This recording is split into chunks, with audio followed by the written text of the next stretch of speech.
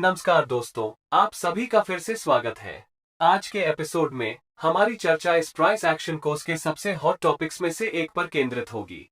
इसका सरल कारण यह है कि यह टॉपिक एक प्राइस एक्शन ट्रेडर को महत्वपूर्ण प्राइस लेवल्स की पहचान करने और एंट्री, टारगेट और स्टॉप लॉस पर निर्णय लेने में मदद करता है। सपोर्ट और रेजिस्टेंसेस कुछ महत्वपूर्ण फैक्टर्स में से एक है जो ट्रेडिंग में आपकी सक्सेस और फेलियर के बीच का अंतर हो सकता है। सपोर्ट और रेजिस्टेंस एक चार्ट पर विशिष्ट प्राइस लेवल्स हैं जो कि बाइंग या सेलिंग की अधिकतम लिक्विडिटी को आकर्षित करने की उम्मीद है। सपोर्ट एक ऐसा लेवल है जिस पर सेलर्स से अधिक बायर्स की अपेक्षा की जा सकती है। इसी तरह रेजिस्टेंस एक ऐसी प्राइस लेवल है जिस पर बायर्स की तुलना में अधिक सेलर्स की अपेक्षा की जा सकती है। जैसा कि नाम से पता चलता है, रेजिस्टेंस एक ऐसी चीज है जो कीमत को और बढ़ने से रोकती है।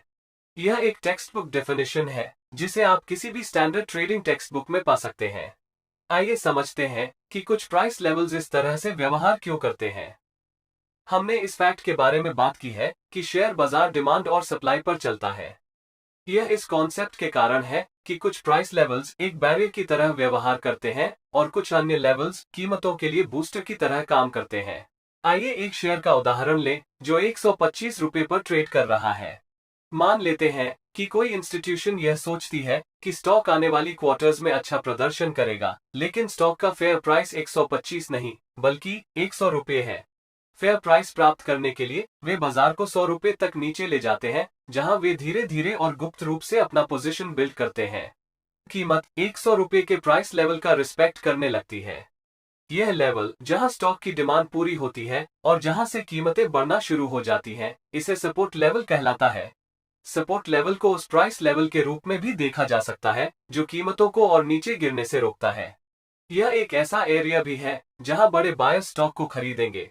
सपोर्ट लेवल पर बड़ी संख्या में बाय ऑर्डर्स दिए जाने और इन सभी ऑर्डर्स का मैच करने के लिए सेलर्स की कमी के कारण कीमतें सपोर्ट लेवल से ऊपर बढ़ने लगती हैं। एक प्राइस लेवल को सपोर्ट लेवल तब कहा जाता है जब यह करंट मार्केट प्राइस से नीचे फॉर्म होता है। इसी उदाहरण के साथ आगे बढ़ते हैं।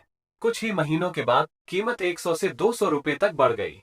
यह तब होता है जब इंस्टीट्यूशंस प्रॉफिट कमाने के लिए अपनी पोजीशंस को स्क्वायर ऑफ करने या स्टॉक बेचने के बारे में सोचते हैं। वे ऐसा इस तरह करते हैं कि बड़ी संख्या में छोटे सेल ऑर्डर्स देते हैं ताकि सप्लाई डिमांड को पूरा कर सके, या वे यह सुनिश्चित करते हैं कि जिस कीमत पर वे बेचना चाहते हैं उसी कीमत पर पर्याप्त बाय ऑर्डर्स हों ताकि प्रॉफिट्स कम ना हो। इन प्राइस लेवल्स ऐसा लगता है कि यह कीमतों को बढ़ने से रोक रहा है, तो यह लेवल एक रेजिस्टेंस लेवल है। इस प्राइस लेवल्स में सेल ऑर्डर्स की संख्या बाय ऑर्डर्स की संख्या से अधिक है या सप्लाई डिमांड से अधिक है, जिसके कारण कीमतें इस लेवल से गिरना शुरू हो जाएंगी। एक प्राइस लेवल को एक रेजिस्टेंस लेवल तब कहा जाता है जब यह करंट मार्केट प्राइस से ऊपर फॉर्म होता है। किसी भी टाइम फ्रेम में काम करने वाले एक ट्रेडर को इंपॉर्टेंट प्राइस लेवल्स का पता लगाना महत्वपूर्ण है जहां कुछ प्राइस एक्शन हुई थी। महत्वपूर्ण प्राइस लेवल्स की पहचान करने के लिए आप प्राइस एक्शन टेक्निक का उपयोग करके अधिक सफल ट्रेड कर सकते हैं। आइए जानें कि एक सिंपल 4 स्टेप प्रोसेस द्वारा हमारे चार्ट में सपोर्ट और रेजिस्टेंस कैसे ड्रॉ करें। ये 4 स्टेप्स इस प्रकार हैं। डेटा पॉइंट्स को लोड करना और चार्ट को जूम आउट करना, ऑब्वियस प्राइस एक्शन जोन्स की पहचान करना, इन प्राइस जोन्स को अलाइन करना और अंत में एक हॉरिजॉन्टल लाइन बनाना। अब हम इन स्टेप्स पर अधिक विस्तार से डिस्कस कर सकते हैं। स्टेप 1, डेटा पॉइंट्स को लोड करना और चार्ट्स को जूम आउट करना है। ट्रेडिंग के लिए अपनी पसंदीदा टाइम फ्रेम चुनने के बाद आपको चार्ट को जूम आउट करना होगा। ऐसा इसलिए है क्योंकि आप बड़ी पिक्चर देखना चाहते हैं। एक बार जब आप बड़ी पिक्चर देख सकते हैं तो यह आपकी आंखों के लिए और अधिक स्पष्ट है कि आपको किन महत्वपूर्ण लेवल्स पर ध्यान देना चाहिए। यदि उद्देश्य इंट्राडे ट्रेडिंग के लिए शॉर्ट टर्म सपोर्ट और रेजिस्टेंस लेवल्स की पहचान करना है, तो आपको कम से कम 3 से 6 महीने के डेटा पॉइंट्स लोड करने होंगे। और यदि आप स्विंग या पोजिशनल ट्रेडिंग के लिए लॉन्ग टर्म सपोर्ट और रेजिस्टेंस की पहचान करना चाहते हैं, तो कम से कम 12 से 18 महीने के डेटा पॉइंट्स लोड करें। जब आप अधिक डेटा पॉइंट्स लोड करते हैं तो चार्ट अधिक कंप्रेस्ड दिखाई देता है। दूसरा स्टेप, कम से कम 3 प्राइस एक्शन जोन्स की पहचान करना है। एक प्राइस एक्शन जोन को चार्ट्स पर स्टिकी पॉइंट्स के रूप में दर्शाया जा सकता है। ऐसा इसलिए है क्योंकि यह लेवल्स आंखों में चिपक जाता है या आपकी आंखों को आसानी से दिखाई देता है।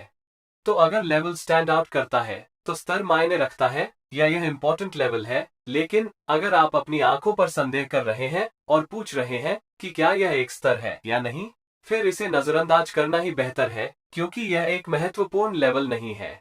आप एक इम्पोर्टेंट लेवल की पहचान कर सकते हैं जब कीमत फॉलोइंग सिचुएशंस में से कम एक बिहेवियर प्रदर्शित करती है। यानी नंबर 1, अगर कीमत एक शॉर्ट अप मूव के बाद आगे बढ़ने से हिचकिचाती है, और नंबर 2, अगर कीमत एक शॉर्ट डाउन मूव के बाद और नीचे जाने से हिचकिचाती है। और अंत में नंबर 3 तब होता है जब एक विशेष प्राइस पॉइंट्स पर शार्प रिवर्सल्स होता है। प्राइस एक्शन जोन्स की पहचान करने के ये कुछ तरीके हैं। अब तीसरा स्टेप पर चलते हैं। यह प्राइस एक्शन जोन्स को अलाइन करना है। जब आप 12 महीने के चार्ट को देखते हैं तो जिस मेथड पर हमने अभी चर्चा की है उसके द्वारा कई प्राइस एक्शन जोन्स की पहचान करना आम बात है, लेकिन हमें इन सभी प्राइस लेवल्स को ट्रैक करने की आवश्यकता नहीं है। मुख्य विचार यह है कि सेम प्राइस लेवल्स पर कम से कम 3 प्राइस एक्शन पॉइंट्स की पहचान करना है। लेकिन इन प्राइस एक्शन एरियाज की पहचान करते समय ध्यान देने योग्य एक महत्वपूर्ण बात यह सुनिश्चित करना है कि ये प्राइस पॉइंट्स टाइम के आधार पर अच्छी दूरी पर होनी चाहिए। मतलब स्पॉट किए गए 2 प्राइस पॉइंट्स के बीच एक अच्छा टाइम डिफरेंस होना चाहिए। 2 प्राइस एक्शन पॉइंट्स के बीच जितनी अधिक दूरी होगी, सपोर्ट और रेजिस्टेंस उतना ही अधिक शक्तिशाली होगा, या हम कह सकते हैं कि लेवल एक मेजर प्राइस लेवल है। अब प्राइस एक्शन जोन्स को पहचानने और अलाइन करने के बाद हम स्टेप 4 पर आगे बढ़ते हैं, जो एक हॉरिजॉन्टल लाइन प्लॉट करना है। हमारे द्वारा पहचाने गए प्राइस एक्शन जोन्स को एक हॉरिजॉन्टल लाइन से कनेक्ट करें। लाइन खींचने के बाद आपको मैक्सिमम नंबर ऑफ टचेस प्राप्त करने के लिए अपने लाइन को एडजस्ट करना होगा। जितना अधिक पॉइंट्स लाइन को टच करें उतना अच्छा है, क्योंकि जितने अधिक टचेस होंगे प्राइस लेवल उतना ही मजबूत होगा, जो मेजर सपोर्ट या रेजिस्टेंस के रूप में कार्य करेगा। तो आप कैसे बताते हैं कि आपने एक सपोर्ट लाइन खींची है या आपने रेजिस्टेंस लाइन खींचा है? जैसा कि हमने चर्चा की है कि यदि करंट मार्केट प्राइस उस लाइन से ऊपर रहता है जिसे हमने खींचा है, तो यह एक सपोर्ट लेवल के रूप में कार्य करेगा। इसी तरह यदि करंट मार्केट प्राइस उस लाइन से नीचे रहता है जिसे हमने खींचा है, तो यह एक रेजिस्टेंस लेवल के रूप में कार्य करेगा। सपोर्ट और रेजिस्टेंस लेवल्स की योजना बनाते समय अधिकांश ट्रेडर्स एक सामान्य गलती करते हैं। यह अप्रोक्सीमेशन रिस्क है। आमतौर पर सपोर्ट और रेजिस्टेंस की पहचान करते समय आप अप्रोक्सीमेशन रिस्क का शिकार हो जाते हैं। समझने वाली बात यह है कि बाजार केवल एक प्राइस लेवल का रिस्पेक्ट नहीं करेगा, बल्कि संबंधित प्राइस लेवल्स के एक ग्रुप या कीमतों के एक जोन का रिस्पेक्ट करेगा। इसलिए हमें हमेशा एरर्स के लिए जगह देनी होगी। प्राइस लेवल्स को एक रेंज में दर्शाया जाना चाहिए, न कि किसी एकल प्राइस पॉइंट पर। इसका सीधा सा मतलब है कि सपोर्ट और रेजिस्टेंस लेवल्स को प्लॉट करने के लिए एक लाइन खींचने के बजाय हमें वास्तव में इसे एक एरिया या एक जोन के रूप में रिप्रेजेंट करना चाहिए जहां प्राइस एक्शन हो रही है। यह याद रखने का एक महत्वपूर्ण आइडिया है, जब आप सपोर्ट और रेजिस्टेंस लेवल्स का ट्रेड करते समय टारगेट्स और स्टॉप लॉसेस को निर्धारित करते हैं। विशेष रूप से यदि आप अपने स्टॉप लॉस को एक सिंगल सपोर्ट या रेजिस्टेंस लाइन के आधार पर रख रहे हैं, तो आप अपने स्टॉप लॉस को बहुत बार हिट कर सकते हैं। आइए बात करते हैं कि सपोर्ट और रेजिस्टेंस लेवल्स कितने रिलायबल हैं। सपोर्ट और रेजिस्टेंस लेवल्स केवल कीमतों के संभावित रिवर्सल होने का संकेत हैं। इसका मतलब यह नहीं है कि हम निश्चित हो सकते हैं कि प्राइस रिवर्सल होने वाला है। इसका मतलब है कि अकेले सपोर्ट और रेजिस्टेंस ही सफलता की होली ग्रेल नहीं है, बल्कि कुछ ऑप्टिमाइजेशन टेक्निक्स हमें हाई क्वालिटी वाले ट्रेड्स की पहचान करने में मदद करेंगी। याद रखें कि जब आप क्वालिटी की तलाश करते हैं तो क्वांटिटी हमेशा कम हो जाती है, लेकिन यह एक अच्छा कॉम्प्रोमाइज है जो लेने लायक है। विचार यह है कि बहुत सारे बेकार ट्रेड्स की पहचान करने और अपनी जेबें फोड़ने के बजाय क्वालिटी वाले ट्रेडिंग सिग्नल्स की पहचान की जाए।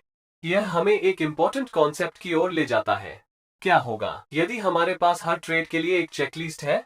हमारे द्वारा कोई ट्रेड शुरू करने से पहले चेकलिस्ट एक गाइडिंग प्रिंसिपल के रूप में कार्य करेगी।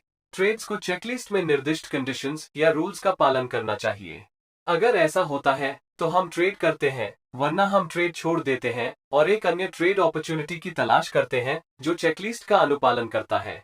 इतना ही नहीं, हमें केवल एक कंफर्मेशन के साथ ट्रेड करने की आदत नहीं बनानी चाहिए। यानी यदि कीमत सपोर्ट और रेजिस्टेंस लेवल्स तक पहुंच जाती है तो हमें प्राइस रिवर्सल की प्रत्याशा में ट्रेड करने में कूद नहीं जाना चाहिए। यह उस तरह काम नहीं करता है।